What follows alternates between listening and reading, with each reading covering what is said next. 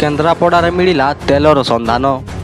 Kendrapara Marshaghai block Jamapada ପଞ୍ଚାୟତର ଗୌଡ଼ ଗାଁରେ ମିଳିଛି ହାଇଡ୍ରୋକାର୍ବନର ସନ୍ଧାନ। ମହାନଦୀ ଅବବାହିକାର କରାଣ୍ଡିଆ ନଦୀ ପାଖରେ ଏହି ପ୍ରାକୃତିକ ତୈଳ ସନ୍ଧାନ ମିଳିଥିବା ସୂଚନା ମିଳିଛି।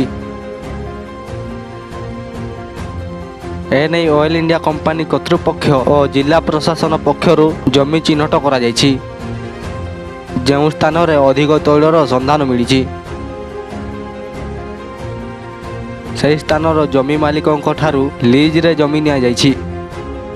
ଏନେଇ 114 ଜଣ ସ୍ଥାନୀୟ ଲୋକଙ୍କ ଠାରୁ ଲିଜରେ ଜମି କିଣାଯାଇଛି। ଏହା ବାବଦକୁ ଜମି ମାଲିକଙ୍କୁ ଅଏଲ ଇଣ୍ଡିଆ ଲିମିଟେଡ୍ ପକ୍ଷରୁ ଅନୁକମ୍ପାସରେ ଦିଆଯାଇଥିବା ସୂଚନା ମିଳିଛି। ଜମପଡ଼ା ରାଜସ୍ୱ ନିରୀକ୍ଷକଙ୍କ କାର୍ଯ୍ୟାଳୟରେ ଏକ ଶିବିର କରାଯାଇ ଅଏଲ ଇଣ୍ଡିଆ କମ୍ପାନୀ କର୍ତ୍ତୃପକ୍ଷ ଓ ଜିଲ୍ଲା ପ୍ରଶାସନଙ୍କ ଉପସ୍ଥିତିରେ ଅନୁକମ୍ପାସାରୀ ପ୍ରଦାନ କରାଯାଇଛି।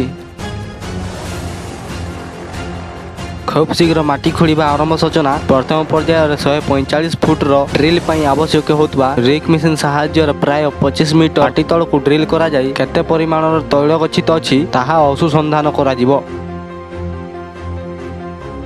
ନିକଟରେ ପୁରୀ ଜିଲ୍ଲା ଗୋପ ଅଞ୍ଚଳରେ ବି ଅଶୋଧିତ ତେଲ ନେଇ ସୂଚନା ମିଳିଥିଲା। ଗୋପ ମାଟି ତଳେ ଅଶୋଧିତ ତେଲ ଓ ପ୍ରକୃତ ଗ୍ୟାସ୍ ଥିବା ସନ୍ଧାନ ମିଳିବା ପରେ ଅଏଲ ଇଣ୍ଡିଆ ପକ୍ଷରୁ ସେଠାରେ ମଧ୍ୟ ଖନନ ପ୍ରକ୍ରିୟା ଆରମ୍ଭ ହୋଇଥିଲା। ଏବେ ସେଠାରେ କାମ ଜାରି ରହିଛି। Bureau report, Chakaakhi news.